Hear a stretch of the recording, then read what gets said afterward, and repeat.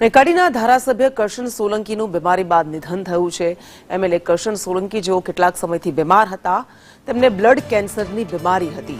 સવારે 10:30 કલાક સુધીમાં અંતિમ દર્શન કરી શકાશે। 11 વાગે નિવાસ સ્થાનેથી તેમની અંતિમ યાત્રા નીકળશે।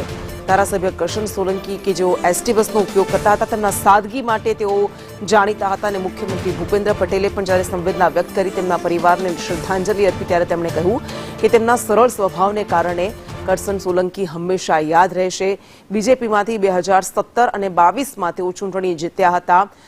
મુખ્યમંત્રી ભૂપેન્દ્ર પટેલ પણ કડી જશે, સ્વર્ગસ્થ કરશન સોલંકીને શ્રદ્ધાંજલિ પાઠવશે। કરશન સોલંકી કે જેઓ સરળ અને સૌમ્ય સ્વભાવ માટે જાણીતા હતા, તેમની સાદગી માટે જાણીતા હતા, તેઓ એસટી બસ સેવાનો ઉપયોગ કરતા હતા।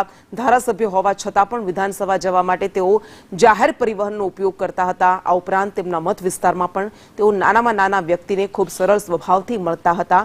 ત્યારે સાદગીભર્યું જીવનની સુવાસ મૂકી કડીના ધારાસભ્ય કરશનભાઈ સોલંકી ચાલ્યા ગયા છે અને આજે તેમને શ્રદ્ધાંજલિ અર્પણ કરવામાં આવી રહી છે।